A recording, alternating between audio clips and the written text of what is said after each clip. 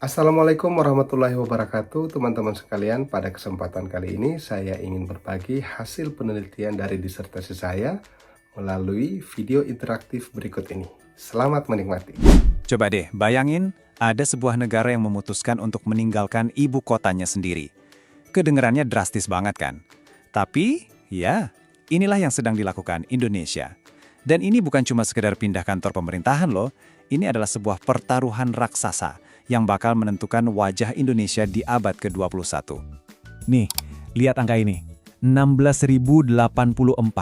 Artinya apa coba?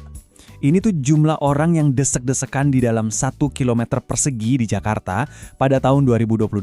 Coba bayangin deh, seseknya kayak apa. Angka ini bukan sekedar statistik ya. Ini tuh udah kayak alarm, tanda bahaya yang bunyinya kenceng banget.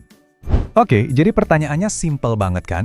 Kenapa? Apa sih yang bisa bikin sebuah negara sampai rela meninggalkan ibu kotanya? Nah, di sini kita bakal bedah bareng apa aja alasan-alasan besar dan juga super berisiko di balik keputusan ini.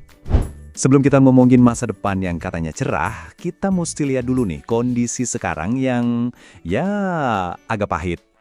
Kita mendarat dulu di Jakarta, sebuah kota raksasa yang jujur aja udah mulai megap-megap. Nah, coba lihat grafik ini deh. Gampangnya gini, ini tuh kayak kita naruh hampir semua beban negara cuma di satu pulau. Bayangin, hampir 60% populasi dan mesin ekonomi Indonesia itu numpuk di Jawa. Kebayangkan gimana beratnya beban di sana, dan betapa timpangnya Indonesia jadinya. Dan beban yang berat tadi akhirnya meledak, jadi rentetan krisis. Jakarta itu bukan cuma soal macet atau polusi lagi loh. Kota ini beneran tenggelam, tanahnya turun terus tiap tahun. Setiap hari, orang-orang di sana harus berjuang lawan banjir, macet parah, dan udara yang kotor banget. Ini udah bukan masalah kota biasa, ini udah jadi bom waktu buat seluruh negeri. Jadi, intinya apa? Intinya, pindah ibu kota itu udah bukan pilihan lagi.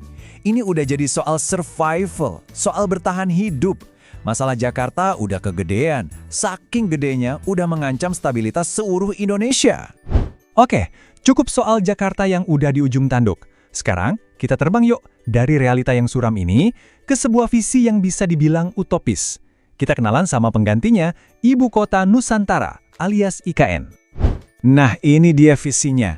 IKN itu didesain bukan cuma jadi kota baru, tapi jadi lawan dari Jakarta.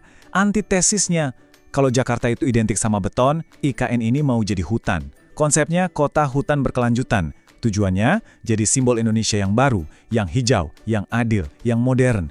Jadi ini bukan sekedar bangun kota, ini kayak upaya buat bangun ulang identitas bangsa. Dan coba lihat timelinenya, ini bukan proyek Simsalabim 5 tahunan ya, ini tuh maraton panjang sampai tahun 2045 nanti.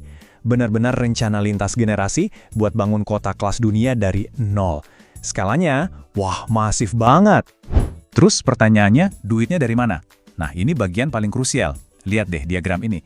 Cuma sebagian kecil, kurang dari 20% yang dari APBN. Sisanya, lebih dari 80% itu ngerepin dari swasta dan kerjasama. Artinya apa? Nasib IKN ini nggak cuma di tangan pemerintah, tapi bergantung banget sama kepercayaan investor. Ini pertaruhan finansial yang, wow, gede banget. Tentunya, Indonesia bukan yang pertama kali bikin proyek kayak gini. Banyak negara lain yang udah pernah. Jadi coba deh kita intip pengalaman mereka.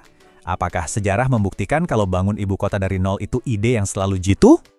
Nah, tabel ini nunjukin hasilnya campur aduk ya. Ada Brazil dengan Brasilianya. Sukses sih bangun di daerah pedalaman, tapi kotanya jadi terisolasi. Terus ada Nigeria dengan Abuja. Oke, bisa meredakan konflik etnis, tapi biayanya mahal banget. Lalu ada tetangga kita, Malaysia dengan Putrajaya. Modern sih, tapi banyak pegawainya yang ogah pindah. Pelajarannya apa? Seringkali pindah ibu kota itu cuma kayak tukar tambah masalah. Masalah lama selesai, muncul masalah baru.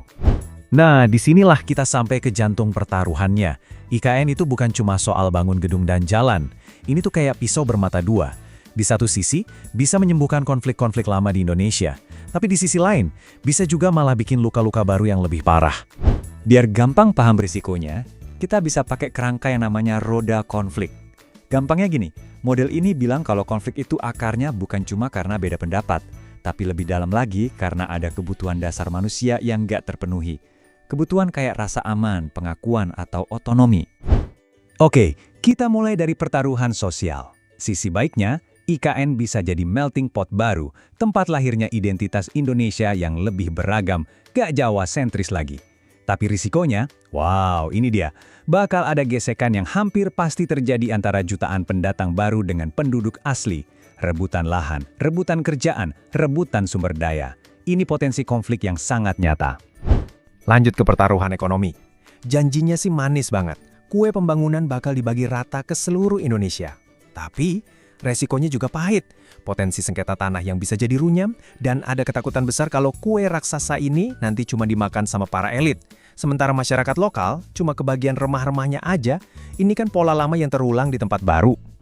Secara politik tujuannya bagus, yaitu desentralisasi, membagi kekuasaan biar nggak numpuk di Jakarta. Peluangnya gede.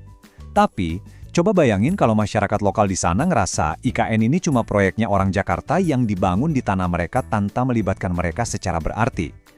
Bukannya merasa diberdayakan, mereka bisa jadi malah merasa dijajah lagi. Ini bisa membuka luka lama soal ketidakadilan. Dan ini mungkin pertaruhan yang paling paradoks. Visinya kan kota hutan yang hijau dan berkelanjutan. Tapi kenyataannya untuk membangun itu, risikonya adalah kerusakan lingkungan yang masif. Kita ngomongin bangun kota di tengah-tengah hutan Kalimantan, salah satu paru-paru dunia. Ini pertaruhan lingkungan yang dampaknya bisa global.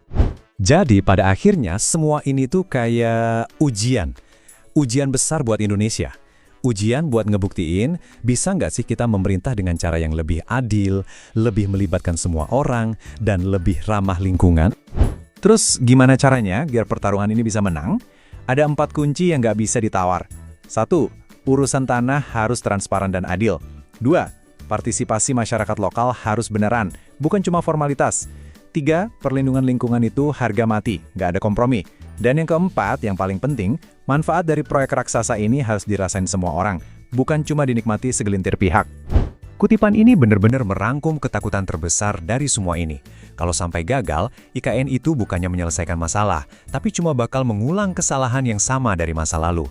Cuma mindahin masalah dari Jakarta ke Kalimantan. Jadinya kita cuma nuker masalah lama dengan masalah baru, masuk ke lingkaran setan yang sama lagi. Jadi kita kembali ke pertanyaan awal, akankah pertaruhan super besar Indonesia ini jadi contoh sukses pembangunan berkelanjutan buat dunia? Atau malah jadi bom waktu, jadi sumber konflik dan perpecahan baru buat generasi mendatang? Jawabannya? Belum ada. Jawabannya sedang ditulis, detik ini juga di tengah hutan Kalimantan.